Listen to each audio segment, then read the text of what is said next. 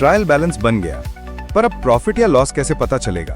हर accountant के दिमाग में ये कंफ्यूजन होता ही है।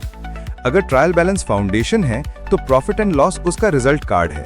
मतलब अकाउंटिंग एंट्री एक्यूरेट होगी तो बैलेंस समरी सही होगी, और समरी सही तो रिजल्ट एक्यूरेट। चलिए दोस्तों, समझते हैं सिंपल स्टेप्स में ट्रायल बैलेंस से प्रॉफिट एंड लॉस तक का पूरा प्रोसेस। स्टेप 1, ट्रायल बैलेंस में हम सारे अकाउंट बैलेंसेस लिखते हैं, डेबिट और क्रेडिट दोनों। स्टेप 2, इन बैलेंसेस को क्लासिफाई करते हैं, कौन से नॉमिनल यानी एक्सपेंसेस और इनकम, और कौन से रियल या पर्सनल एसेट्स और लायबिलिटीज अकाउंट्स हैं।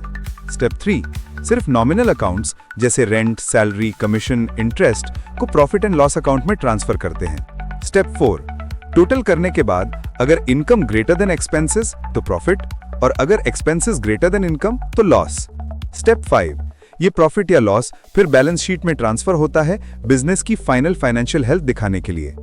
तो दोस्तों, ट्रायल बैलेंस एक ब्रिज है जो लेजर और प्रॉफिट एंड लॉस को कनेक्ट करता है, और इसी से बनता है एक्यूरेट फाइनेंशियल रिजल्ट।